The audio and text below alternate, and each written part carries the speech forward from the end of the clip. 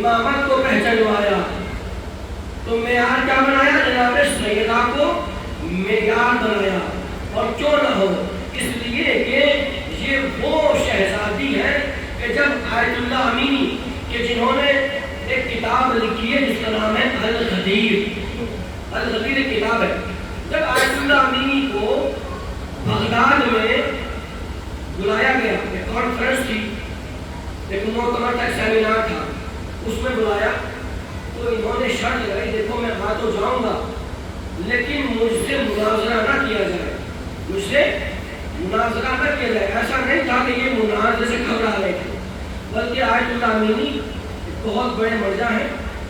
انہوں نے اس لیے منع کیا کہ مناظرے میں جب سامنے والا دلیل پیش کرتا ہے تو دلیل مانی جاتی ہے، تو انہوں نے یہ منع کرتے کہ مناظرہ نہ کیا جائے بلکہ میں تشریف لے آؤں گا. لیکن جب آیت اللہ امینی بغداد پہنچے ہیں تو ان سے سوال کیا. کیا سوال کیا؟ کہ اے آیت اللہ امینی یہ بتائیے کہ آپ علی کو بعد از نبی خلیفہ اول کیوں مانتے ہیں؟ کیا سوال کیا؟ کہ آپ علی کو بعد از نبی پہلا امام کیوں مانتے ہیں؟ آیت اللہ امینی نے کہا کہ دیکھو میں سوال کرتا ہوں، جواب دو. میرے سوال کے اندر تمہارا جواب ہے. کہا کیا؟ کہا کہ یہ بتاؤ کہ نبی کی یہ حدیث ہے کہ فاطمہ زہرا جنت کی عورتوں کی سردار ہے. سب نے متفق ہو کر کہا کہ ہاں یہ حدیث بالکل صحیح ہے، اور اس حدیث کو تمام فرقوں نے مانا کہ فاطمہ زہرا جنت کی تمام عورتوں کی سردار ہے. آیت اللہ امینی نے بھی سوال کیا، اچھا آپ یہ بتاؤ جب آپ نے اس بات کو تسلیم کر لیا ہے کہ فاطمہ زہرا جنت کی عورتوں کی سردار ہے تو دوسرا سوال کرتا ہوں. کہا دوسرا سوال کیا ہے؟ کہا کہ یہ حدیث بھی ہے نا کہ من ماتا ولم یعرف امام زمانہ ماتا میتۃ جاہلیہ. جو کوئی بھی اپنے زمانے کے امام کی معرفت حاصل کیے بغیر مر جائے وہ جاہلیت کی موت مرتا ہے. کہا یہ حدیث بھی بالکل صحیح ہے، دونوں حدیثیں معتبر ہیں. آیت اللہ امینی کہتے ہیں بس میرا جواب ہو گیا. میں سوال یہ کرتا ہوں، دیکھو فاطمہ نے نبی کے بعد اپنا امام کسے مانا؟ سب نے کہا کہ علی کو مانا، سب نے کہا کہ علی کو مانا. بس آیت اللہ امینی کہتے ہیں کہ جس فاطمہ نے اپنا امام بعد از نبی علی کو مانا ہے ہم بھی اسی کو مانتے ہیں.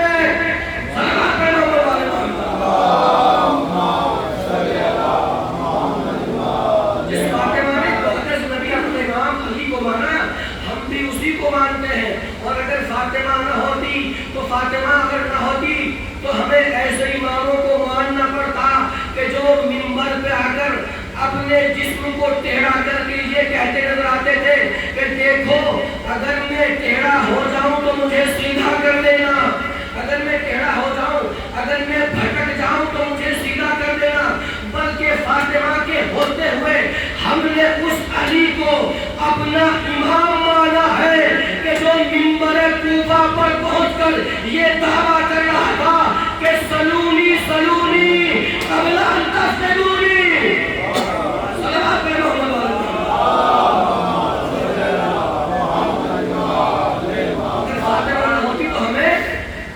صحیح امام نہ ملتا. فاطمہ نے ہمیں اپنا صحیح امام بتایا اور خلیفہ برحق بتایا.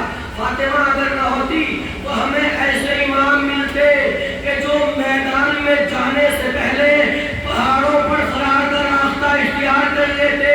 فاطمہ نے ہمیں ایسا امام دیا ہے کہ جب میدان میں جاتا ہے تو بڑھ چڑھ کے حملہ کرتا ہے، اور اگر تلوار ٹوٹ جاتی ہے تو اللہ آسمان سے تلوار بھیجتا ہے، جبریل قصیدہ پڑھتا ہوا نازل ہوتا ہے، لا فتح الا علی لا سیف الا ذوالفقار.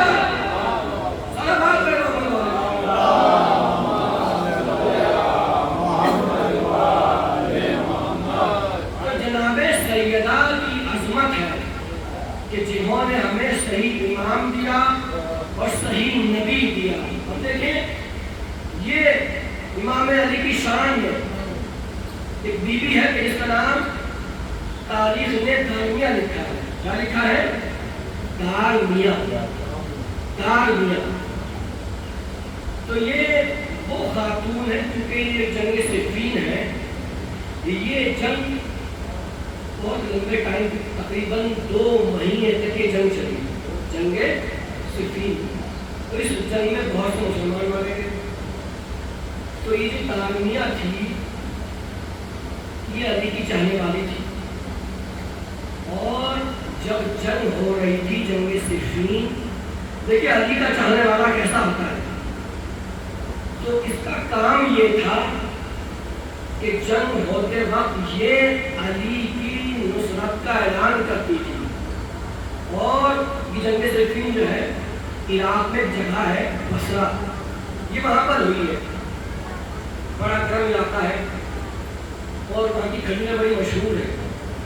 تو جنگ صفین اور بہت گرمی ہوتی ہے وہاں. تو یہ خاتون اس کا کام یہ تھا کہ جنگ ہوتی تھی تو یہ کھڑے ہو کر نعرے بلند کرتی تھی اور علی کی طرف لوگوں کو بلاتی تھی کہ دیکھو علی حق پر ہے اور علی ہی ولی خدا ہے. امام علی کی نصرت کا دعویٰ کرتی تھی.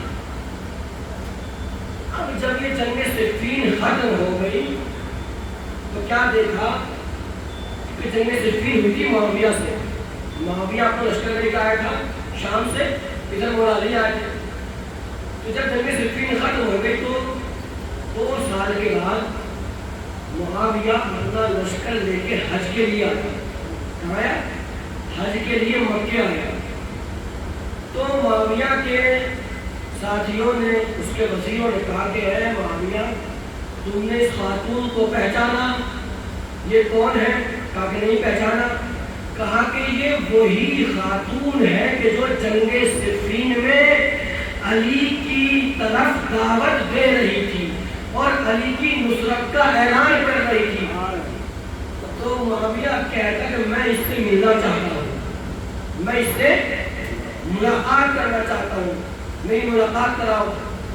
خیر اس دارمیہ کو بلایا گیا اور دارمیہ سے پوچھا کہ اے دارمیہ تم نے مجھے پہچانا؟ کہا کہ ہاں میں تجھے پہچان لیا، تو معاویہ ہے ابن ابو سفیان ہے. کہا کہ ہاں. اب دیکھیں بڑا عجیب و غریب بات کیا ہے. یہ دارمیہ جو ہے وہ امام علی کی صداقت بیان کر رہی ہے. تو یہ کہتا ہے معاویہ کہ اے دارمیہ اگر میں تجھے کچھ تحفہ دوں تو کیا تو اس میرے تحفے کو قبول کرے گی؟ اگر میں تحفہ دوں تو کیا اس کو تو قبول کرے گی؟ تو دارمیہ کہتی ہے ہاں میں قبول کر لوں گی. تو معاویہ نے اس دارمیہ کو 100 ایسے اونٹ عطا کیے کہ جن کے بال سرخ تھے، بہت بیش قیمتی 100 اونٹ عطا کیے. دارمیہ نے قبول کر لیے. اس کے بعد معاویہ کہتا ہے کہ یہ بتا کہ اگر علی ہوتے تو کیا تجھے کچھ دیتے؟ وہ تو اگر علی ہوتے تو کیا تجھے کچھ دیتے؟ تو دارمیہ نے جواب دیا کہ اے معاویہ اگر علی ہوتے تو مجھے پھوٹی کوڑی بھی نہیں دیتے. اگر علی ہوتے تو مجھے پھوٹی کوڑی بھی نہیں دیتے.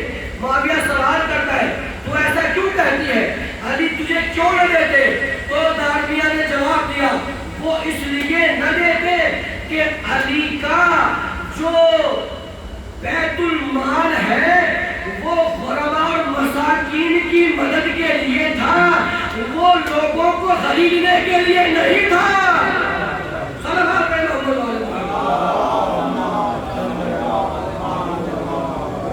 تو علی نے جو بیت المال کی حفاظت کی ہے وہ غریبوں مساکین کی مدد کی ہے.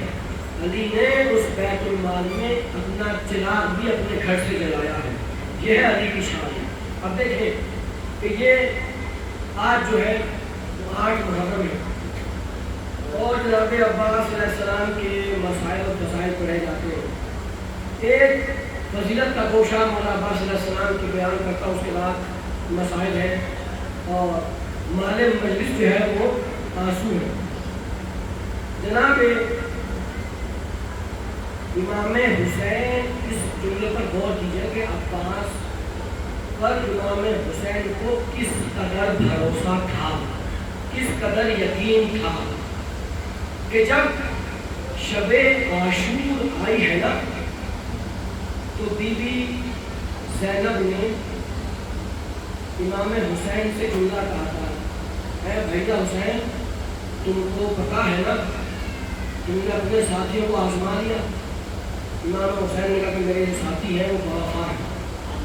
اس کے بعد امام حسین نے شب عاشور اپنے تمام اصحاب کو بلایا، جتنے بھی 72 افراد کے سب کو جمع کیا ایک خیمے کے اندر، اور جمع کرنے کے بعد امام حسین نے ان سے عہد و پیمان لیا کہ اے میرے ساتھیوں، اے میرے صحابیوں، تم مدینے سے مکہ، مکہ سے کربلا میرے ساتھ ساتھ آئے ہو، تمہارا بہت شکریہ. اور دیکھو میں تمہیں جنت میں تمہارا مقام دکھائے دیتا ہوں. امام حسین نے شہادت سے پہلے شب عاشور تمام شہداء کو ان کا جنت میں مقام دکھا دیا. اس کے بعد کہا کہ اے میرے ساتھیوں، اگر تم میں سے کوئی بھی ابھی جانا چاہے تو حسین اس کو روکے گا نہیں. حسین کسی کو نہیں روکے گا. اگر کوئی جانا چاہے تو چلا جائے، اور حسین ناراض بھی نہیں ہوگا کہ تم یہ سوچو کہ اگر ہم چلے گئے تو حسین ناراض ہو جائے گا، کیونکہ یہ امام برحق ہے. امام حسین نے کہہ دیا. اب اس کے بعد امام حسین نے امتحاناً جو چراغ خیمے میں جلا ہوا تھا اس چراغ کو بجھا دیا. بہت توجہ، اس چراغ کو بجھایا اور یہ کہتے ہوئے بجھایا کہ دیکھو اگر تمہیں روشنی میں جاتے ہوئے شرم آ رہی ہے تو میں اس چراغ کو بجھائے دیتا ہوں، جس کو جانا ہے وہ چلا جائے، شرمائے نہیں، وہ اندھیرے میں چلا جائے. تو اتنا کہنا تھا. کچھ دیر تو یہ چراغ بجھا رہا. اس کے بعد ایک آواز آئی. کیا آواز آئی امام حسین کی؟ کہا کہ اے میرے بھائی عباس ذرا چراغ تو روشن کرو. آپ نے غور نہیں کیا؟ اے میرے بھائی عباس ذرا چراغ تو روشن کرو. میرے آقا حسین مولا عباس کو چراغ جلانے کے لیے کہہ کر بتانا چاہتے ہیں کہ حسین کو کوئی بھی چھوڑ کے جا سکتا ہے، لیکن عباس حسین کو چھوڑ کر نہیں جا سکتے. یہی وجہ ہے کہ جس وقت اجازت لینے کے لیے آئے ہیں تو کیا کہا کہ بھائی عباس تم تو میرے لشکر کے علمبردار ہو. عزیزو بس میں نے ختم کیا، چند فطرے ہیں بس میں نے ختم کیا. عزیزو مولا عباس علیہ السلام کی جب خبر شہادت مدینے پہنچی ہے اور بشیر ابن جسلم نے حکم دیا، یہ اعلان کیا مدینے میں کہ حسین شہید کر دیے گئے، حسین قتل کر دیے گئے، تو یہ آواز مادر عباس ام البنین کے کانوں میں پہنچی اور جناب ام البنین نے اپنے 7 سالہ پوتے ابو الفضل کو اپنے ساتھ لیا اور لینے کے بعد نقاب سر پہ ڈالی، مسجد نبوی میں پہنچی اور پہنچنے کے بعد پھر پوچھا ہے بشیر تم نے کوئی اعلان کیا ہے؟ کہا ہاں حسین شہید کر دیے گئے. کہا کون حسین؟ کہا کہ علی کا لاڈلا حسین کربلا میں شہید کر دیا گیا. ام البنین کہتی ہے کہ یہ کیسے ہو سکتا ہے کہ عباس سلامت رہے اور حسین شہید کر دیے گئے. ہاں ضلع کی آواز کے لیے بلند ہے. خدا کوئی غم نہ سوائے میں سے بھی شہدا کے. یہ کیسے ممکن ہے بشیر کہتا ہے اے ام المؤمنین ایسا ہی ہے، بلکہ حسین بعد میں شہید ہوئے ہیں، پہلے عباس شہید ہوئے ہیں۔ ام المؤمنین کو یقین نہیں آیا کہ عباس کیسے مارا جا سکتا ہے۔ ام المؤمنین نے پوچھا عباس کیسے مارا گیا؟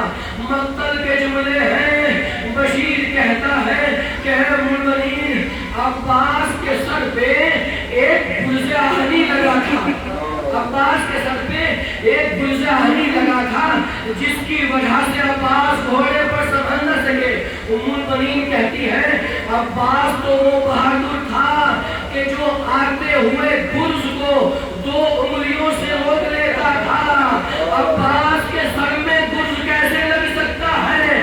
بشیر کہتا ہے کہ ہائے عباس، جب عباس کے سر میں گرز لگا ہے تو عباس کی آنکھ میں تیر لگ چکا تھا، دونوں آنکھیں عباس کی بند ہو چکی تھی، اسی اثنا میں عباس کے سر میں تیر لگا۔ عزیزو، خدا کوئی غم دے سوائے غم سے بھی شہدا کہ آپ کو معلوم ہے کہ بی بی زینب جب مدینے میں تھی تو آقا علی کے گود میں بیٹھی ہوئی تھی، کچھ دیر کے لیے ہوا چلی تو بی بی زینب کے سر سے چادر ہٹ گئی۔ آقا علی بہت دیر تک روتے رہے اور روتے روتے بی بی زینب نے پوچھا کہ بابا علی آپ کیوں رو رہے ہیں؟ میرے آقا علی فرماتے ہیں کہ میری بیٹی زینب میں اس منظر کو یاد کر کے رو رہا ہوں کہ جب کربلا کے میدان میں تیری چادر چھینی جائے گی تو بے ردا ہو جائے گی۔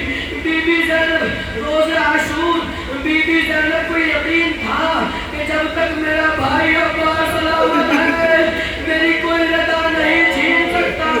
ہاں عزیزو، لیکن جب عباس میدان میں گئے تھے تو زینب کو یقین ہو گیا تھا کہ اب میری چادر چھین لی جائے گی۔ ہاں عزیزو، عباس گرز کھا کے نہر فرات کے کنارے گر گئے اور آقا حسین کو آواز دی۔ آقا حسین نے مرثیہ پڑھا کہ اے بھائی عباس، تیرے جانے سے میری کمر ٹوٹ گئی ہے۔ کمر کو تھامے ہوئے آقا حسین عباس کے لاشے پر پہنچے اور لاشے پر پہنچنے کے بعد آقا حسین نے آقا عباس کے سر کو اپنے زانوں پر رکھنا چاہا، اپنے زانوں پر رکھنا چاہا تو آقا عباس نے اپنے سر کو حسین کے زانوں سے ہٹا دیا۔ پتہ ہے کیوں ہٹایا؟ آقا حسین جانتے تھے کہ جب میرا بھیا حسین شہید کر دیا جائے گا تو کوئی حسین کے سر کو اپنے زانوں پر نہیں رکھے گا۔ اس کے بعد میرا آقا عباس نے فرمایا کہ اے آقا، میری 2 وصیتیں ہیں، یہ 2 وصیتیں ہیں اے آقا۔ ایک تو میں سکینہ سے بہت شرمندہ ہوں، ایک تو میں سکینہ سے بہت شرمندہ ہوں، میں نے سکینہ سے پانی کا وعدہ کیا تھا لیکن پانی نہ رہ سکا۔ اور اے آقا، میری دوسری وصیت یہ ہے کہ میرے لاشے کو خیمے میں نہ لے جانا، میرے لاشے کو خیمے میں نہ لے جانا۔ میں کہوں گا عباس نے یہ وصیت اس لیے کہی تھی کہ میری شہادت کے بعد میرا بھائی حسین قتل کر دیا جائے گا۔ اگر حسین کا لاشا خیمے میں نہیں پہنچا تو عباس بھی نہیں چاہتے کہ عباس کا لاشا خیمے میں پہنچے۔ ہاں عزیزو، اس کے بعد آقا عباس نے جملہ کہا، کیونکہ جب میرا آقا عباس اس دنیا میں تشریف لائے تھے تو جب جناب ام المؤمنین نے دیکھا تو آقا عباس نے آنکھ نہیں کھولی۔ امام علی نے اپنی آغوش میں لیا تو آقا عباس نے آنکھ نہیں کھولی، لیکن جیسے ہی امام حسین نے مولا عباس کو اپنی آغوش میں لیا تو آقا عباس نے اپنی آنکھیں کھولی، مولا حسین کے چہرے کی زیارت کی آقا پاس فرماتے ہیں آقا جب اس دنیا میں آیا تھا تو سب سے پہلے آپ کے چہرے کی زیارت کی. اب اس دنیا سے رخصت ہو رہا ہوں تو چاہتا ہوں کہ آپ کے چہرے کا دیدار کروں. اے آقا ایک آنکھ تو تیر کی وجہ سے ختم ہو گئی ہے, دوسری آنکھ میں خون بھرا ہے, اگر یہ خون صاف ہو جائے تو آپ کے چہرے کی زیارت کروں. ہاں عزیزو, مولا حسین نے آنکھ کا خون صاف کیا, مولا عباس نے آقا کی زیارت کی. اس کے بعد میرے آقا حسین فرماتے ہیں اے حسین میری لیے تمنا ہے. کہا کیا تمنا ہے؟ کہا کہ اے عباس تم جب سے پیدا ہوئے ہو تم نے مجھے ہمیشہ آقا کہہ کر پکارا, بس میں نے ختم کیا. اے عباس تم نے مجھے ہمیشہ